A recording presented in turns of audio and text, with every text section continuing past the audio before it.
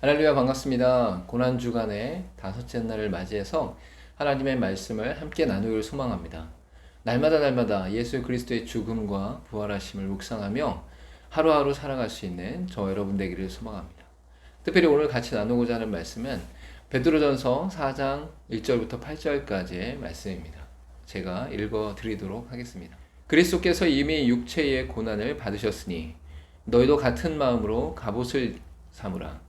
이는 육체의 고난을 받은 자는 죄를 그쳤음이니 그 후로는 다시 사람의 정욕을 따르지 않고 하나님의 뜻을 따라 육체의 남은 때를 살게 하려 함이라.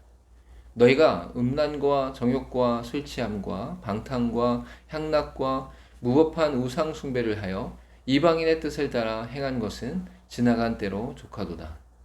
이러므로 너희가 그들과 함께 그런 극한 방탕에 다름박질하지 아니한 것을 그들이 이상히 여겨 비방하나 그들의 산자와 죽은 자를 심판하기로 예비하신 이에게 사실대로 고하리라. 이를 위하여 죽은 자들에게도 복음이 전파되었으니 이는 육체로는 사람으로 심판을 받으나 영으로는 하나님을 따라 살게 하려 함이라. 아멘. 육체의 고난은 성화를 이루게 하는 도구가 됩니다. 그리스도인은 우리를 위해 육체의 고난을 받으신 그리스도를 본받아야 합니다. 예수님은 죽음의 고난을 당하심으로 죄의 권세를 이기셨습니다. 그래서 그리스도인은 육체의 고난을 통해 예수님을 묵상하고 의지함으로 죄를 제어할 수 있습니다. 음란, 정욕, 술 취함, 방탕, 향락, 우상 숭배를 쫓지 않고 하나님의 뜻을 따르기로 결정할 수 있습니다. 우리가 이렇게 살아가는 것을 이상히 여기며 비방하는 사람들을 만날 때 기억할 사실이 있습니다. 그것은 하나님 앞에서 각자의 삶을 낱낱이 고해야 할 날이 반드시 있다는 것입니다. 그리스도인이 지금 겪는 고난은 장차 나타날 영광에 비할 수 없는 것입니다. 아무리 어떠한 사람들이 이야기한다 할지라도 그들의 시선이 아니라 하나님 앞에서의 삶과 온전함이 우리 가운데 나타나야 될 줄 믿습니다. 어떤 사람이 어떤 말을 한다 할지라도 그들의 말과 시선에 신경 쓰기보다는 하나님께서 우리에게 요구하시는 것이 무엇인가, 말씀하시는 것이 무엇인가를 바르게 인지하고 날마다 하나님 앞에서 살아가는 삶이 매우 소중하다라고 할 수 있습니다. 저 여러분이 이 땅을 살아가면서 오직 하나님의 말씀에 순종하는 삶을 살아갈 수 있기를 간절히 소망합니다. 시대를 분별하고 종말을 준비하며 사는 사람이 지혜로운 사람입니다. 만물의 마지막이 가까워진 이때에 우리는 오늘이 인생의 마지막 날인 것처럼 살아야 합니다. 만일 내일이 우리에게 주어진다면 그것은 하나님의 은혜지만 육체의 고난도 남아있음을 의미합니다.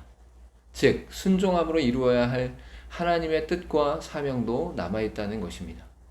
따라서 마지막 때를 사는 그리스도인은 하나님의 뜻에 순종하기 위해서 정신을 차리고 기도하며 발견한 하나님의 뜻에 순복해야 합니다.